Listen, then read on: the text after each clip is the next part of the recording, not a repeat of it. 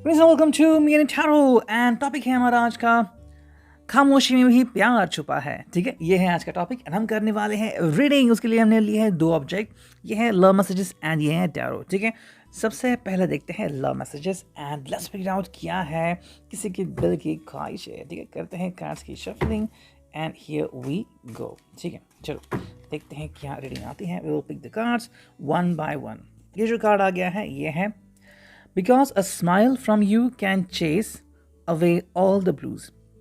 Well, आपकी एक smile इनकी दिल की धड़कनें तेज़ कर सकती है एंड जितने भी इनके मूड ऑफ है वो सारे दूर जा सकते हैं। तो मान लो कि ये कहीं ना कहीं अपसेट हैं, कहीं ना कहीं किसी ने इनको डांटा है या फिर कोई ऐसी बात है जो आपको बताना नहीं चाहते, लेकिन जैसे ही आपकी स्माइल वो याद करते हैं या फिर आपका चेहरा देखते हैं, चाहे वो सोशल मीडिया पे हो या फिर चुप चुप के आपको देखना हो, पहला प्यार हो, तो इनकी हंसी आपको चेहरे पे दिख जाती है एंड इनका जो सारा गम है वो कहीं ना कहीं खो जाता है। बहुत ही रोमांटिक। सेकेंड जो कार्ड में यहाँ पे दिख रहा है वो है your loving gaze is enough to carry me through a long day. Well, अगर आप इनको दिख जाएं तो चाहे कितनी प्रॉब्लम क्यों ना आ जाए कि उनका सामना ज़रूर करेंगे। तो मान लो कोई बोरिंग सा कोई आईटी ऑफिस है, फिर कहीं ना कॉर्पोरेट में है एंड बहुत बोर फील कर रहे हैं, फिर कि कब क्या होगा, लेकिन जैसे ही वो आपको देखते हैं the person is like okay, मैं यहाँ पे 7 जन्म तक भी रुक सकता हूँ kind of thing going on. Then we got this card. देखते हैं यहाँ पे दो कार्ड्स आ चुके हैं एंड देखते हैं यहाँ पे मीनिंग क्या आ गया है। ठीक है, so the meaning over here is this one. Okay, just a minute.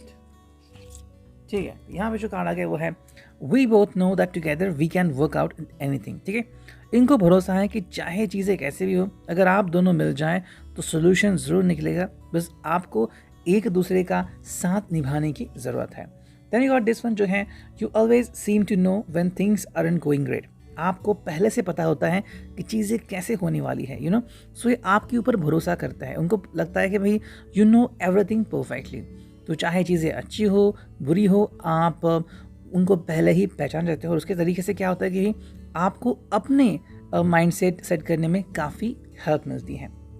Next जो कार्ड है वो है when I need to cry you lend me a shoulder and a tissue.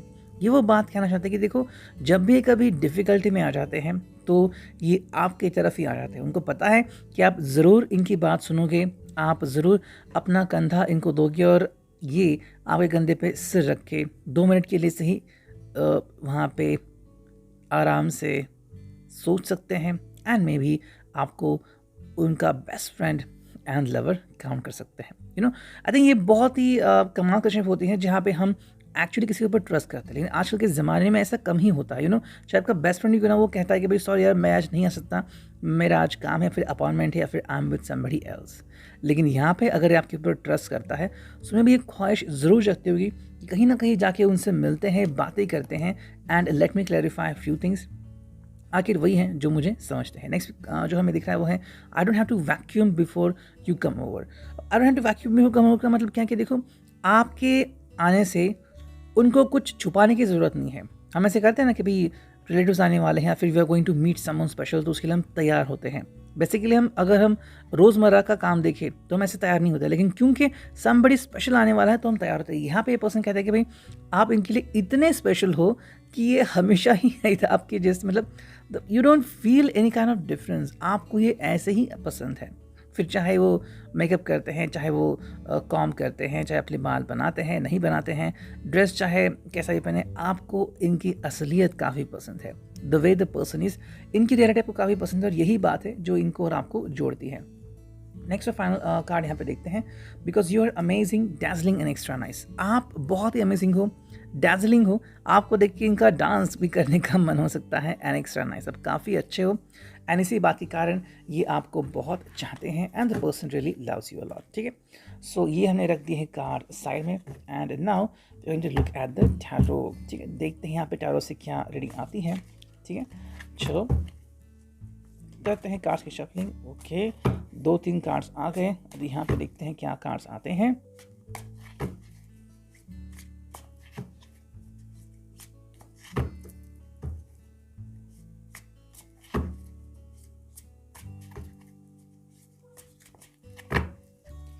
Okay 3 he card अभी तक ओके आ गए, चलो बहुत सारे कार्ड्स आ गए, सो दैट्स इट। और अब देखते हैं कि रीडिंग क्या आती है, ठीक है।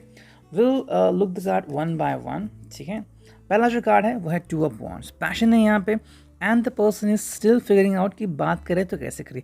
या तो ये पहला लव हो सकता है, फिर this is kind of a crush relationship जहाँ पे ये बहुत ज़्यादा प्यार करते हैं आपको एंड उनका क्रश है आपके ऊपर, एंड बिकॉज ऑफ दैट आपने देखा होगा कि the person is trying to fetch your attention. जहाँ पे आप जाते हो में भी आपको फॉलो करते हैं, आपको दिखने का मन करता है इनका। सोशल मीडिया पे तो हमेशा होते हैं, and maybe you could have seen commenting on your photos a lot.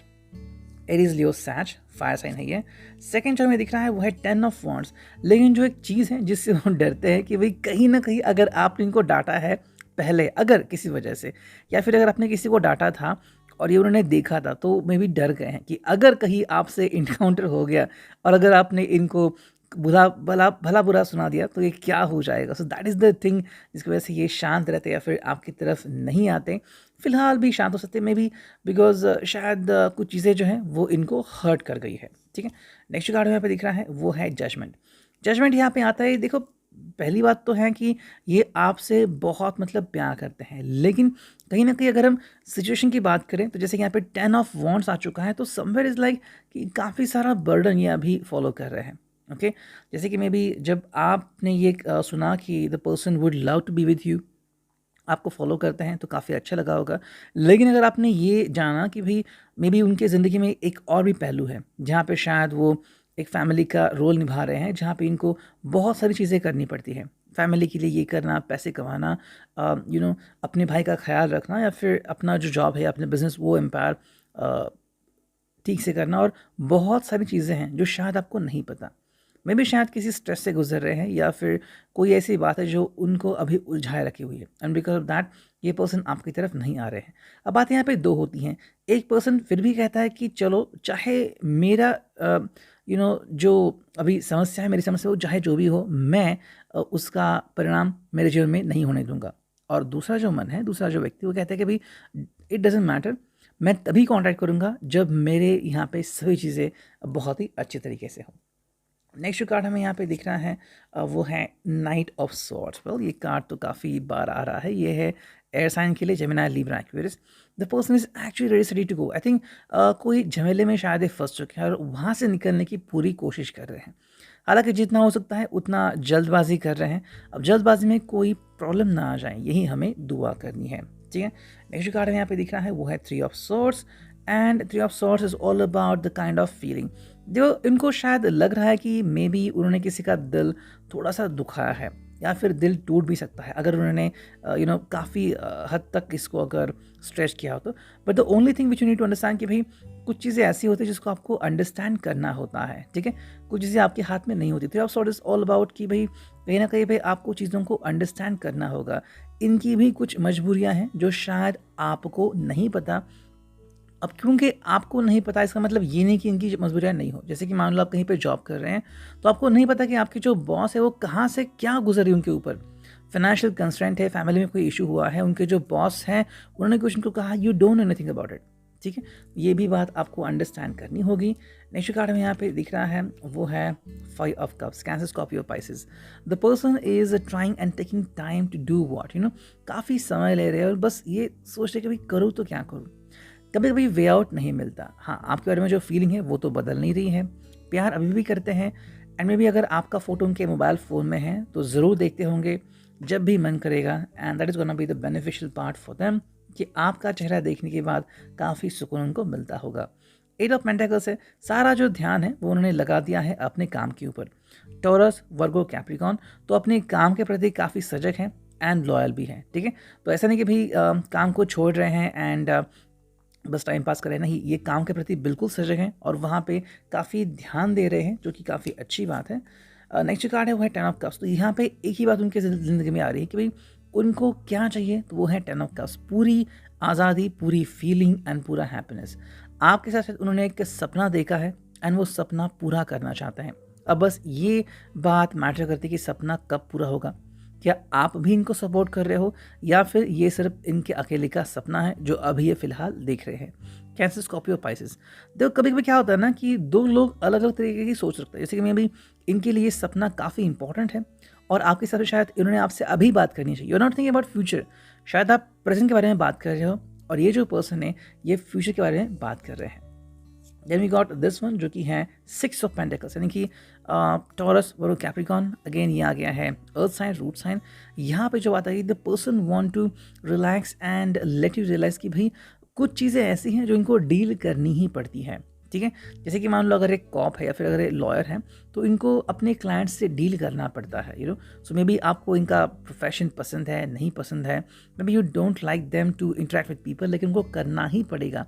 लेकिन अपने ऑफिशियल लाइफ में और अपने अनऑफिशियल लाइफ में दोनों में बैलेंस बनाना यही तो उनका काम है।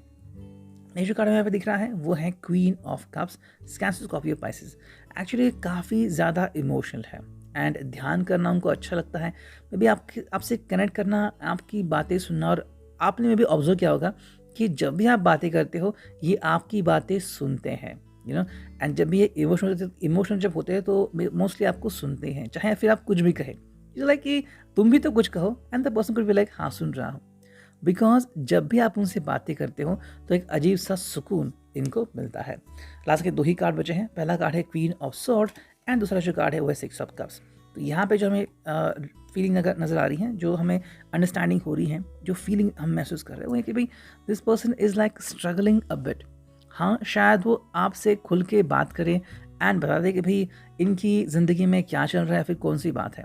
जैसे कि मैं भी आपको इनके प्रोफेशन करके हमें पता ना हो कि भाई एग्जैक्टली क्या करते हैं, क्या प्रोफेशन है। Maybe you don't like it, you know. शायद कुछ ऐसा हो जो बहुत ज़्यादा सिक्योरिटी हो, या फिर मे बी उनकी लाइफस्टाइल काफ़ी काफ़ी काफ़ी हैवी हो और आपको पता ही नहीं है।